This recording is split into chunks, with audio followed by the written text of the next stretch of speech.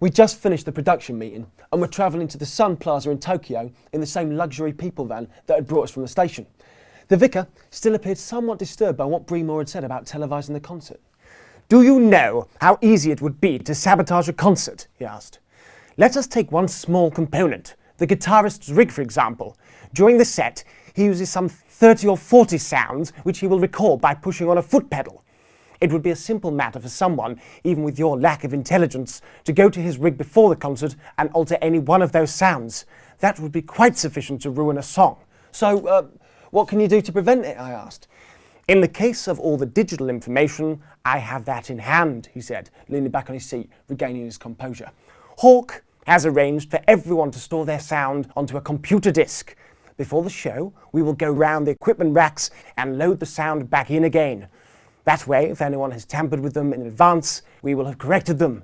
Our problem lies with things that people might do during the show." "What, people such as Kevin?" I asked. "After all, he's on the stage." "The very fact that he is on stage means that he will do nothing. He is hardly going to thrust his bass guitar through the speaker cabinet in full view of everyone. Jimi Hendrix may put his guitar on the floor and set light to it, but I think our musicians will be rather more restrained." He pointed out of the window. "Look, that's the Imperial Palace on the other side of the lake. Those are all cherry trees. Give it a month and the whole of Tokyo will be out sitting underneath the cherry blossom getting drunk." "So, our problem lies off the stage," I probed, bringing him back on track. "With Emma, perhaps?" "Well, I still maintain that the delectable, ever scrumptious Emma will certainly arrive in Japan before the concert. But no, our weakest link is here." He leafed through the equipment specs which he had with him. "Radio microphones," he said, pointing to the reference. "They are a nightmare. Too many possibilities for interference. I went to a London show a few years ago that was deliberately ruined by the tetradyne effect." Neither Gabriel or I knew anything about this. "What do they teach you at these colleges?" he mocked, grabbing a piece of paper and writing the heading, "An Idiot's Guide to Radio Microphones." "Unlike the beasts I grew up with," he explained, "modern radio microphones all operate on UHF. You have the transmitter, which is the microphone on the stage." He drew a microphone. "You have the receiver, which has aerials like a radio at the side of the stage." He drew a radio. "The microphone is set to transmit on a particular channel, and if you set the receiver to the same channel, you will hear the singer's voice as the good Lord intended. Any questions at the back of class?" "No, sir," we shouted together in American GI accents. "Good. Now, imagine a setup where you have a microphone transmitting, for example, on channel 12 and a receiver picking up channel 12. What do you think would happen if some mischievous person were to bring another microphone into the hall also tuned to channel 12? "The receiver would pick up the sound of both microphones?" I suggested tentatively. "Not bad, Blogs Minor. That is possible. A bit like hearing two radio stations at the same time. Sometimes, if one of the microphones is much closer than the other, you might still get something intelligible. The most likely result, however, is what is called the tetradyne effect, something that will put the fear of God into even the most experienced sound engineer.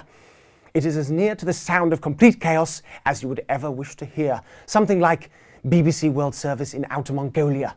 He paused for effect. "On the opening night of the London show to which I referred, they were using 16 radio microphones. Someone from an opposing theatre, a jilted lovey no doubt, booked a seat in the theatre and sat there with 16 microphones in his bag, transmitting on all channels. It brought the sound system to its knees and the show was cancelled." He handed us the piece of paper on which he'd drawn his diagrams. "Something for the Brown album. I would not like to have smelt the underpants of the sound engineer that night. Our Achilles heel, gentlemen, is Billy G's radio microphone." We'd now arrived at the venue and Tetsu came round and opened the door for us. "Which is why I am going to send Gabriel on a little expedition." He asked Tetsu to give Gabriel one of the spare radio mics and arranged for one of the Japanese crew to take Gabriel around the various PA hire companies. His task was to track down one of the old VHF transmitters and receivers. "They may well be illegal now, but if you can persuade someone to hire one to you, it will be our safest option. A radio microphone with which no one can interfere." Meanwhile, the vicar and I went inside the hall. It made me nervous just standing on the stage in the empty building. It was so big. At least 5,000 seats. The Sun Plaza was immaculate, like everything in Japan. The dressing rooms, proper posh rooms, not backstage corridors, were on the floor above the stage, and you went in a large lift down to the stage side. I sneaked into Billie G's room. There were a series of flight cases which were being unpacked. She obviously had a huge wardrobe built into 5 or 6 flight cases which fitted together to make her own mobile dressing room, complete with mirror, table and lights. I could see some of the dresses that she was obviously going to use in her costume changes. And then I realised, with a large gulp and severe chest palpitations, that I could also see none other than Billie G herself sitting in a corner with her back to me. I'm sorry, I stammered. I didn't know that you would be in here. Billie G stood up and turned round, except that as she walked towards me, I realised that it wasn't her. Identical height, hair, clothing, but the face was slightly different. Not that I would have known if I'd not seen Billie G in the flesh recently. Hi, I'm Chelsea, the girl introduced herself. I'm just Billie G's dresser, though I think you knew that. You could tell that I'd realised it. You're smarter than most. You must know her very well. Well, I had dinner with her recently, I lied a little. Most people don't notice. I started just doing her setups for sound checks and photo shoots. I'm exactly the same size and colouring, but now I get to do half her appearances for her. I go out the front door while she goes out the back. Quite a giggle. It was uncanny how much she looked like Billie G. I suppose in her job she deliberately used the same hairdresser and the same clothing, but even so, it was quite disturbing.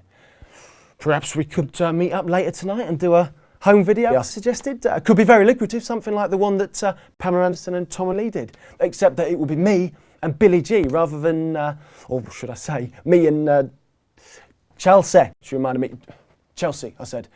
Thank you, but no, she smiled. If you want to fuck with Billie G, you'll have to ask the real thing. This girl ain't for hire.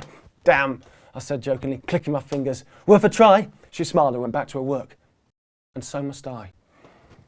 That boy's not cool, not so cool. He's got ears the size of a deer face, broken nose and a twisted face, with a voice that The Japanese take these things very seriously. Mr. Udo would regard it as a personal slight. In any case, you're far too short and smelly. Only tall, thin people are allowed. It's a very strict rule.